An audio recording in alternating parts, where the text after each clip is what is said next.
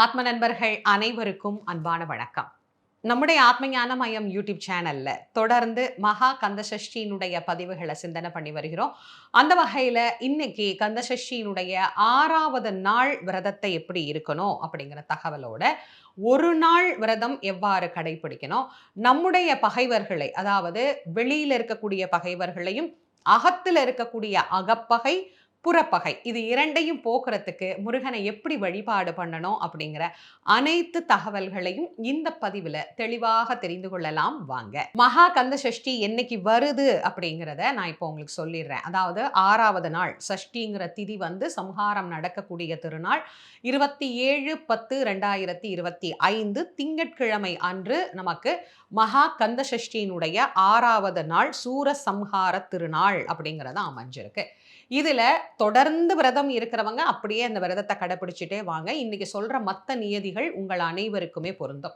ஒரு நாள் தான் விரதம் இருக்க போறோமா, நாங்க இந்த 5 நாளும் விரதம் கிடையாது, ஒரே ஒரு நாள் தான் விரதம் இருக்க போறோம் அப்படிங்கிறவங்களுக்கு விரதம் எப்படி துவங்கணும் அப்படிங்கிறத இப்ப நான் உங்களுக்கு சொல்லிடுறேன். 27ஆம் தேதி திங்கட்கிழமை காலையில எழுந்து குளிச்சுட்டு, இந்த ஒரு நாள் விரதம் இருக்கிறவங்க கூட காப்பு கட்டிக்கணுமா அப்படின்னு சில பேர் கேட்குறீங்க. அவசியம் இல்லை.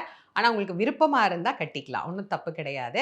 அதே மாதிரி கலசம் வைக்கணுமா அப்படின்னு கேட்குறீங்க. நீங்கள் முருகருடைய விக்கிரகம் வச்சு நீங்கள் வந்து வழிபாடு பண்ணுறீங்க அப்படின்னா கலசம் வச்சு மாலையில் அபிஷேகம் பண்ணிக்கலாம், தப்பில்லை. நாங்கள் விக்கிரகம் எல்லாம் வச்சிடலாமா, படம் தான் வச்சு வழிபாடு பண்ண போகிறோன்னா வெறும் படம் வச்சு நீங்கள் வழிபாடு பண்ணிக்கலாம்.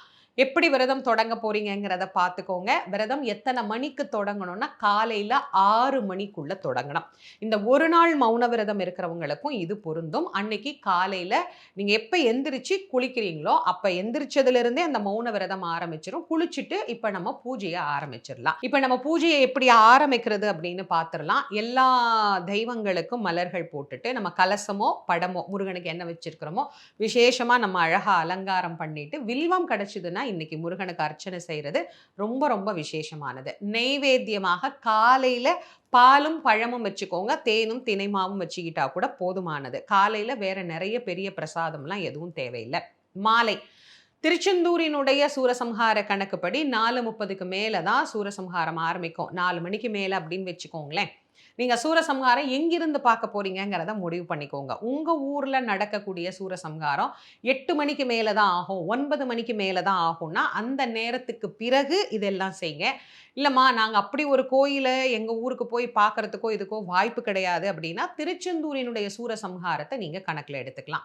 கணக்கு வச்சுக்கிட்டு மாலை 4 மணிக்கு மேல ஆரம்பிக்கிற அந்த சூரசம்ஹாரத்தை முழுக்க பாருங்க. தொலைக்காட்சிகள்ல எல்லாம் ஒளிபரப்பு செய்யப்படும். அதை எல்லாத்தையுமே நீங்க பார்த்துட்டு சூரன் தலை விழுந்த உடனேயே கண்டிப்பாக அனைவரும் குளிக்கணும். இந்த விரதம் இருக்கக்கூடிய எல்லாருமே 5 நாள் விரதம் இருக்கிறவங்க சாயங்காலம் தான் குளிக்கணுமே அப்படின்னு காலையில நீ குளிக்க வேண்டாம் அப்படின்னு யோசிக்கக்கூடாது. காலையில குளிச்சவங்க கூட சாயங்காலம் என்ன பண்ணணும், சூரன் தலை விழுந்த உடனேயே போய் குளிச்சிடணும். தலைக்கு குளிக்கணும். தலைக்கு குளிச்சுட்டு அதுக்கு பிறகு ஷட்கோண தீபம் ஏற்றி, காலையிலையும் நம்ம ஷட்கோண தீபம் ஏத்துறோம், மாலையிலையுமே ஏத்துறோம். காலையில ஏத்தும் போது இன்னைக்கு நம்ம நிறைவு எழுத்தாக வ அப்படிங்கிற எழுத்துல தீபம் ஏற்றணும். மாலையிலையும் அதே மாதிரி 6ஐயுமே முழுசா ஏத்தணும். ச ர வ ந ப வ அப்படிங்கிற முழு ஷட்கோண தீபமாக ஏற்றி முருகப்பெருமானுக்கு நெய்வேத்தியமாக பால், வாழைப்பழம், கொய்யாப்பழம், ஆப்பிள் என்னென்ன பழங்கள் இருக்கோ எல்லாம் வச்சுக்கலாம். 6 வகையான கலவை சாதங்கள் செய்யலாம். சக்கரை பொங்கல், தயிர் சாதம், அப்புறமா புளியோதரை, என்னென்ன சாதம் உங்களுக்கு செய்ய தெரியுமோ ஒரு 6 வகையான சாதம் நைவேத்தியமாக செஞ்சுக்கலாம். 6 வகையான சாதம்லாம் எங்களால் செய்ய முடியாதுமா, நாங்களே விரதம் இருந்து ரொம்ப ரொம்ப சோர்வா இருக்கிறோம் அப்படிங்கிறவங்க ஏதாவது ஒரே ஒரு நைவேத்தியம் மட்டும் பண்ணிக்கோங்க. இந்த 6 சாதம் செய்கிறவங்களும் செஞ்சுக்கோங்க. முருகனுக்கு இது எல்லாத்தையுமே வச்சுட்டு திருப்புகழ், கந்தர் அலங்காரம், கந்தர் அனுபூதி, கந்த சஷ்டி கவசம் என்ன பாராயணம் பண்றீங்களோ அதை நீங்க பாராயணம் பண்ணிட்டு முருகனுக்கு தீப தூப ஆராதனை காட்டிட்டு நம்முடைய கந்த சஷ்டி விரதம் முழுமையான பலனை தரணும் அப்படின்ட்டு முருகப்பெருமான்கிட்ட பிரார்த்தனை செஞ்சுக்கலாம். இப்போ ஒரு நாள் விரதம் இருக்கிறவங்க இந்த வழிபாட்டை நிறைவு செய்த பிறகு உங்களுடைய விரதத்தை பூர்த்தி பண்ணிக்கலாம். பட்டினி விரதம் இருக்கிறவங்க இந்த பிரசாதத்தை சாப்பிட்டுட்டு உங்களுடைய விரதத்தை பூர்த்தி பண்ணிக்கலாம். சில பேருக்கு சாதம், சாம்பார் எல்லாம் வச்சு வடை பாயசத்தோட படையல் போடுற முறை உண்டு. அது இருந்தாலும் பண்ணுங்க. இல்லைன்னா சில பேர் பால் பழம் மட்டும் நெய்வேத்தியம் பண்ணிட்டு இட்லி, தோசை அந்த மாதிரி டிஃபனா சாப்பிட்டு தான் விரதம் பூர்த்தி பண்ணுவோம் அப்படின்னா, அது உங்களுக்கு எது சௌகரியமோ அப்படி பண்ணிக்கோங்க. இது ஒரு நாள் விரதம் இருக்கிறவங்களுக்கு தான். 6 நாள் விரதம் 7 நாள்ல தான் கொண்டு போய் முடிக்கணும். முழுமையான கந்தசஷ்டி விரதம் இருக்கிறவங்களுக்கு 6ஆம் நாள் சாப்பாடு கிடையாது. ஞாபகம் வச்சுக்கோங்க. ஆனா 6ஆம் நாள் என்ன பண்ணலாம்னா, முருகனுக்கு நெய்வேத்தியம் பண்ண பால் சாப்பிட்டுக்கலாம். கோவில்ல தரக்கூடிய பிரசாதங்கள் சாப்பிட்டுக்கலாம். நம்ம வீட்ல இருக்கிறோம் இல்லையா? வீட்ல தான் இருந்து விரதம் இருக்கிறோம் அப்படின்னா, வீட்ல சுவாமிக்கு படைக்கிற நெய்வேத்தியம், சர்க்கரை பொங்கல், தயிர் சாதம் இதெல்லாம் நாம அன்னைக்கு கொஞ்சம் எடுத்துக்கலாம். ஏன்னா, சம்ஹாரம் முடிஞ்ச உடனேயே கொஞ்சம் பால் எடுத்துக்கிட்டு, இந்த வயித்துக்கு முருகன் சூரனை சம்ஹாரம் பண்ணிட்டார் அப்படின்னு சொல்லிடுறோம். ஆனா விரதம் எப்ப பூர்த்தியாகும்? 7ஆம் நாள் தான் நமக்கு பூர்த்தியாகும். அதனால 6ஆம் நாள் ஒரு நாள் மட்டும் விரதம் இருக்கிறவங்க அன்னைக்கே சாப்பிட்டு விரதத்தை பூர்த்தி பண்ணிக்கோங்க. மத்தவங்க பிரசாதம் எடுத்துக்கோங்க. நாம அன்னைக்கு ஏதாவது பக்தர்களுக்கு தானம் கொடுக்க முடியும் அப்படின்னா அன்னதானம் பண்ணுங்க. ரொம்ப ரொம்ப விசேஷமானது. அதே மாதிரி ஒரு நாள் விரதத்துக்கு காப்பு கட்டினவங்க காப்பை கழட்டிக்கோங்க. நீங்க காலையில ஆரம்பிச்ச விரதத்தை மாலையில பூர்த்தி பண்ணிருங்க. எதுக்காக இந்த விரதம் இருக்கிறீங்களோ, குழந்தைக்காகவா, கல்யாணத்துக்கா, நோய் நீங்கவா, குடும்ப நன்மைக்காகவா, அதுக்கெல்லாம் நான் ஒவ்வொரு நாளும் ஒரு திருப்புகழ் கொடுத்துருக்கேன். அந்த திருப்புகழை படிங்க. இப்போ உங்க ஊர் கோயில்ல எல்லாமே கொஞ்சம் தாமதமா தான் ஆகும். 8 மணி 9 மணிக்கு மேல தான் சூரசம்ஹாரம் முடிச்சுட்டே வீட்டுக்கு வருவோம் அப்படின்னா கூட, நான் சொன்ன இந்த முறையில குளிச்சுட்டு அதுக்கப்புறம் தான் முருகனுக்கு பூஜை பண்ணி நெய்வேத்தியம் பண்ணிட்டு நாம இந்த விரதத்தை பூர்த்தி பண்ணணும். இதை ஞாபகம் வச்சுக்கோங்க. இப்ப ஒரு நாள் விரதம் இருக்கிறவங்களுக்கு என்ன முறையில வழிபாடு பண்ணணும் அப்படிங்கிறது தெளிவா புரிஞ்சிருக்கும். தொடர்ந்து 7 நாள் விரதம் இருக்கிறவங்களுக்கும் எப்படி பூஜை பண்ணணும் அப்படிங்கிறதும் தெரிஞ்சிருக்கும். இப்ப 7 நாள் இருக்கிறவங்களுக்கு விரதம் தொடருது. அப்படியே நம்ம தொடர்ந்துகிட்டே போவோம். இன்னைக்கு நான் உங்களுக்கு சொல்லக்கூடிய ஒரு நல்ல அழகான திருப்புகழ் என்ன அப்படின்னா, பகைவர்களிடம் இருந்து நம்மை காப்பாற்றிக் கொள்ளுவதற்கு அரணாக அமையக்கூடிய ஒரு அற்புதமான திருப்புகழ் தான். அருணகிரிநாத சுவாமிகள் முருகப்பெருமானையே வேண்டி, முருகப்பெருமானையே சரணாகதி அடைந்து, முருகன் திருவடிகளே சரணம் அப்படின்னு வாழ்ந்தவர். ஆனா அவருக்கு கூட சம்மந்தாண்டான் அப்படிங்கிற ஒரு எதிரி இருந்தார். இந்த எதிரிகளினுடைய தொல்லை எப்படி இருக்கும் அப்படிங்கிறது அருணகிரிநாதருக்கு ரொம்ப நல்லாவே தெரியும். அது மாதிரி வாழ்க்கையில நமக்கு ஏற்படக்கூடிய எதிரிகள் கிட்ட இருந்து நம்மளை காப்பாத்திக்கிறதுக்கு ஒரு அரண் வேணும் இல்ல? அது யாரு? முருகன் தான். ஏன்னா முருகனுடைய கோலங்கள்ல ஒண்ணு சத்ரு சம்ஹார மூர்த்தியினுடைய திருக்கோலம். திருச்செந்தூர் போனோம்னா செந்திலாண்டவரை பார்க்கிறோம், சண்முகரை பார்க்கிறோம். அதே மாதிரி அங்க இருக்கக்கூடியவர் தான் சத்ரு சம்ஹார மூர்த்தி. அழகாக மயில் மேல வேலை கையில ஏந்தி சூரனை சம்ஹாரம் செய்கின்ற கோலத்தோட முருகன் காட்சி தருவார். நம்மை எதிர்க்கக்கூடிய நம்முடைய எதிரிகள் எப்படி வேணாலும் வரலாம். தொழில்ல போட்டி, பொறாமை இதன் காரணமாக நம்ம என்னதான் கஷ்டப்பட்டு நம்ம பாடாப்பட்டு, சில பேர் சொல்லுவாங்கல்ல, நான் நாயா பாடுபடுறேங்க அப்படின்பாங்கல்ல, அந்த மாதிரி நாம உழைச்சி கஷ்டப்பட்டு முன்னேறுவோம்.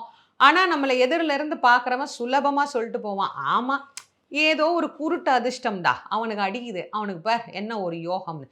சில பேர் அப்படி இல்லை, எப்படிலாம் இவன் வளர்ந்துட்டான் பாரு, எப்படி இவன் வளரலாம் அப்படின்ற ஒரு போட்டி, ஒரு பொறாமை, இவனை எப்படி அழிக்கலாம் அப்படிங்கிற இந்த பார்வை, இந்த கொடூரமான பார்வைகள் எல்லாம் நம்மை சுற்றி விழுகின்ற போது நாம் அதுல விழுந்துராம தைரியமா எந்திரிச்சு நிக்கிறதுக்கு நமக்கு கை கொடுக்கக்கூடியவர் கந்தன் தான்.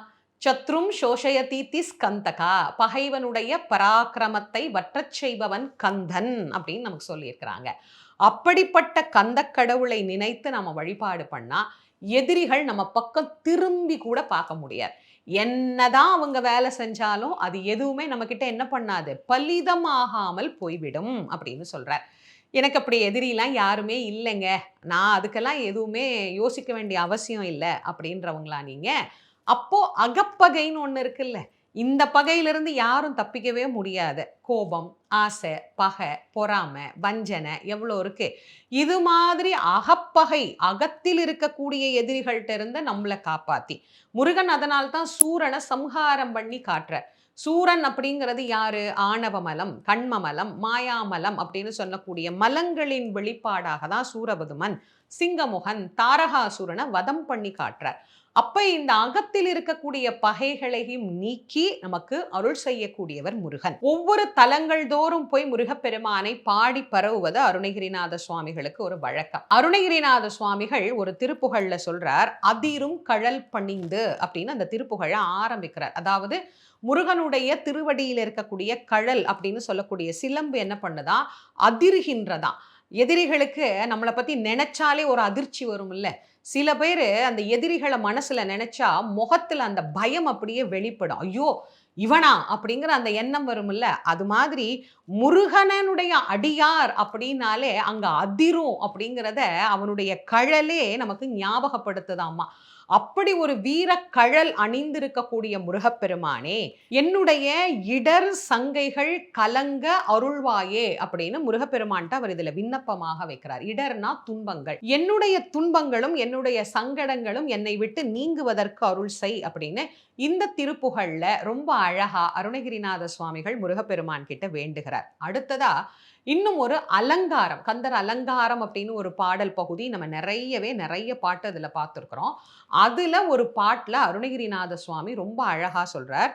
கொள்ளித் தலையில் எறும்பது போல குழையும் எந்தன் உள்ள துயரை ஒழித்து அருளாய் அப்படின்னு கேட்கிறார். முருகப்பெருமானே என்னுடைய உள்ளத்துக்குள்ள துயர் தந்து கொண்டு இருக்கக்கூடிய எந்த வகையான பிரச்சனையாக இருந்தாலும் அதை எனக்கு மாற்றி கொடு. நான் என்ன நிலைமையில இருக்கிறேன் தெரியுமா? கொள்ளித்தலையில் எறும்பது போல அப்படின்னு சொல்றார். அப்படி பல துன்பம், பல பிரச்சனை, பல எதிரிகள் கிட்ட இருந்து வரக்கூடிய கண் திருஷ்டி, பில்லி, சூனியம், ஏவல், செய்வனை என்னென்னலாம் சொல்றோம்.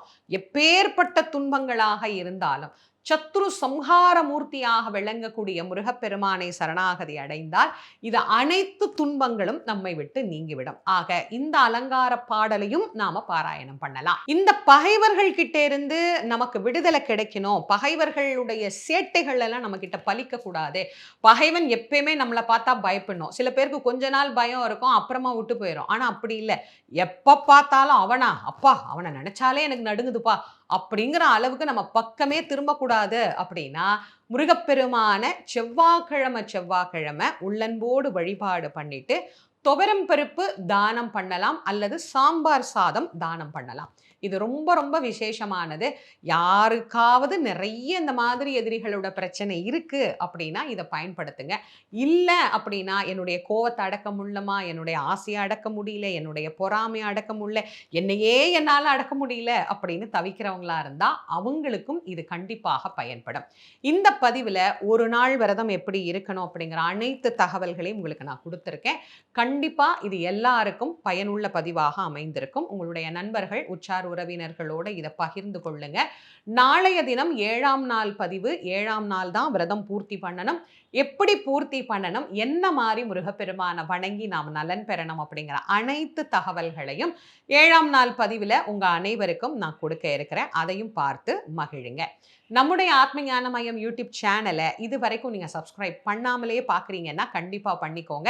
மீண்டும் சஷ்டியின் 7ஆம் நாள் பதிவில் உங்கள் அனைவரையும் சந்திக்கும் வரை உங்கள் அனைவருக்கும் நன்றியும் வணக்கமும் கூறி விடைபெறுவது திருமுருக வள்ளல் வாரியார் சுவாமிகளின் மாணவி தேசமங்கையர்க்கரசி. நன்றி, வணக்கம்.